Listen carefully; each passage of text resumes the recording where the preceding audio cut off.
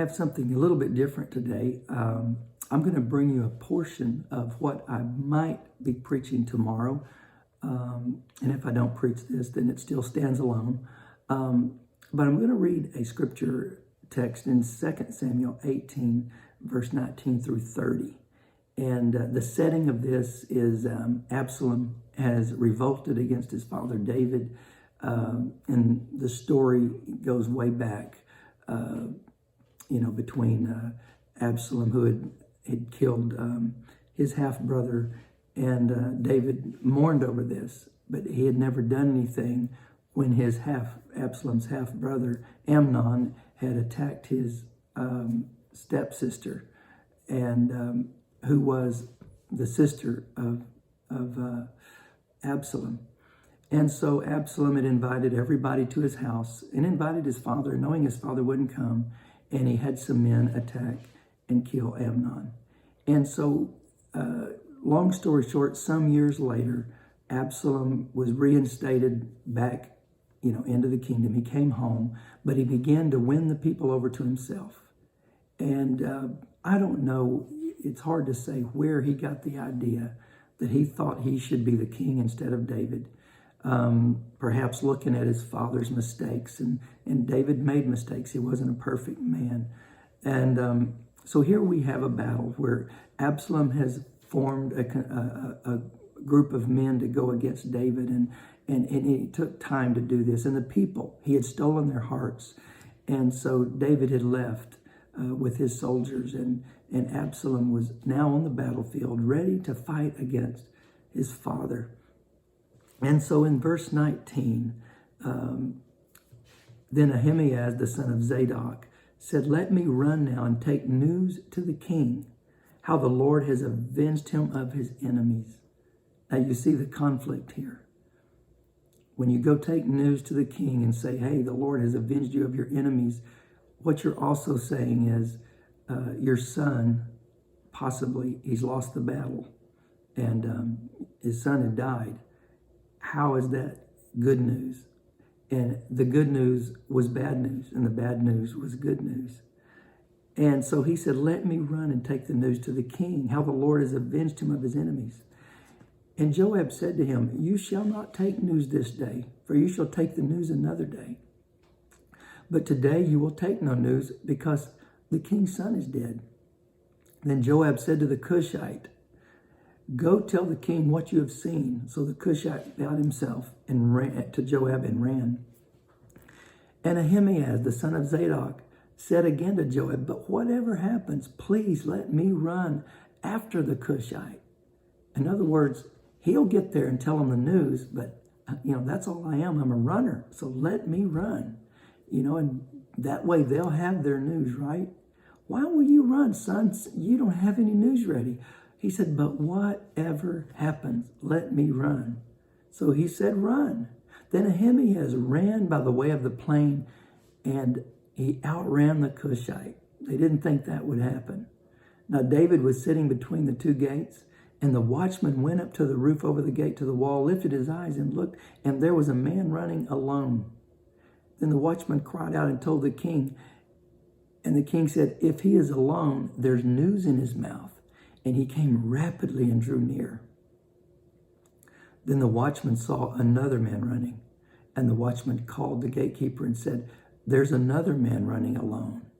And the king said, "He also brings good news." So the watchman said, "I think the running of the first is like the running of Ahimaaz, the son of Zadok." And the king said, "He is a good man, and he comes with good news." So Ahimaaz called out and said to the king, "All is well. All is well." Then he bowed down his face to the earth before the king. And he said, "Blessed be the Lord your God, who has delivered up the men who raised their hand against my lord the king." The king said, "Is the young man Absalom safe?" Now he's already said all is well. But David is invested in both sides here. And he said, "Is Absalom safe?" And Ahimaaz answered, "When Joab sent the king's servant and me, your servant, I saw a great tumult, but I did not know what it was about." Now he may have known and he just didn't want to share the other side. He may have been a person that just wanted to give the king the good news. And the king said, turn aside and stand here. So he turned aside and he stood still. Well, the crux of this is the very fact that David was invested in both sides. And the simple part of this is that we never want to get to a point in our life where we are invested in both sides of the line. We must be completely invested in the kingdom of God, by him and through him.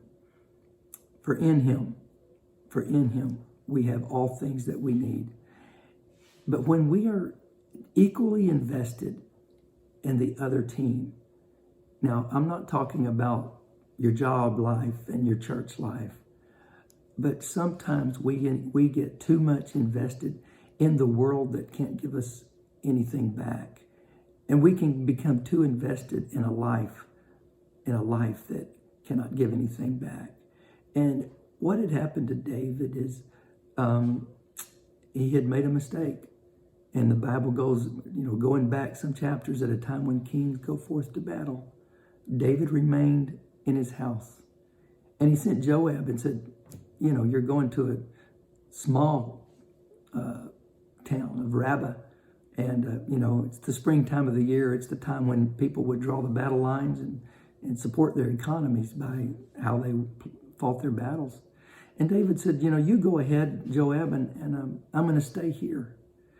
And while that in itself doesn't sound like a bad decision, the king is trusting his army, and I'll be there, on the last day to claim the victory. I'll wear the crown of the enemy king.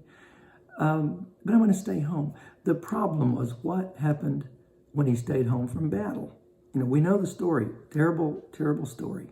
He went on the rooftop, looked down, saw a woman, and desired her.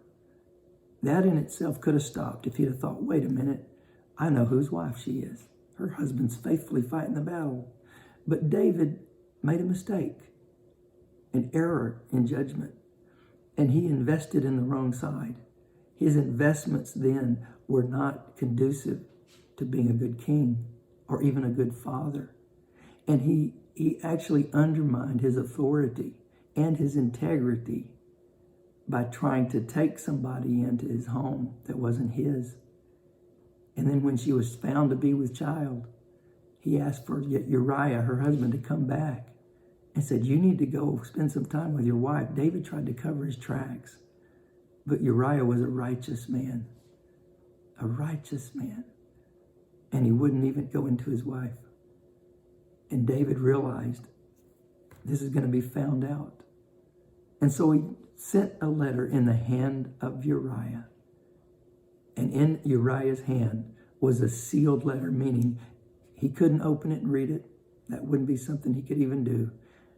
But he gave the letter to Joab. And Uriah handed the letter to Joab. And the letter said, set Uriah in the forefront of the battle and then withdraw until he's dead, basically. He had in his hand his death warrant, but he was a good man and didn't deserve that. And David had invested in the wrong side and then tried to cover up his tracks. And that's something that I never want to find myself doing. And the way we keep from doing that is, as Solomon said, it's in Song of Solomon, the little foxes that spoil the vine. We must maintain the outer edges, as I've said recently, of our life. Those details, little things, little habits, little amounts of time that we spend, they can come back around to haunt us sometimes. And so today, I guess my simple message in this portion, possibly of a sermon for tomorrow, is simply to be mindful of our momentary investments. The little things that I'm doing today will add together and with some other little things. Whether it starts in my mind of thoughts I think, plans I make, We must put the right things together one after another. Line upon line, precept upon precept, here a little, there a little. Every day counts, and every moment of each day counts. Because I'm making a determination with where my mind is right now. I'm setting a course for my hour, for the next hour, by where I allow my mind to go. And that hour connected to the next hour is going to begin a series that's going to be a portion of a day that's part of a week, a month. And so sometimes we try to bite off more than we can. We make a bold proclamation. I'm going to change my life. I'm going to quit doing this or that, and we're going to do better. And in a season that we're in right now, some of us may have a lot of extra time. We need to manage our time wisely, because we can make the bold plans and say, I'm going to exercise more. I'm going to lose weight. I'm going to read the Bible through. Those things are great to plan, but it's the moments. We've got to manage the moments. We've got to manage that first hour of the day, because that sets the tone. What am I going to do today? It's going to set the pace. It's going to set the direction.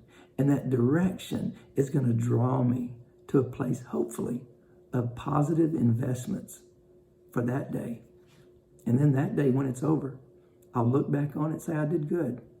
I'm going to reward myself with a day that I do nothing. No, I'm going to connect another day to it and try to go in the same direction until I finally have a series of successes. And I can look in my past and say, Lord, you've been good to me. You've blessed me. Here's one more thing. If I can look behind me and I can see a series of good days, good decisions, good things that happen, when I go into my closet of prayer and I pray for a blessing from God, I won't be hindered by a messy yesterday. I won't be hindered by a failure. I won't be hindered by stops and starts. But I will be able to look back and say, Lord, I feel right now before you that, I've done enough to receive this. Rather than saying, I know, God, you probably aren't going to do it. Sometimes we damage our faith by simply having stops and starts behind us. Let's make up our mind. I'm on a straight line, Lord. I got a series of good things going on, and I don't want to let it stop. I hope this helps somebody today. Hope to see you in church tomorrow, or hope you tune in and watch it live. God bless y'all.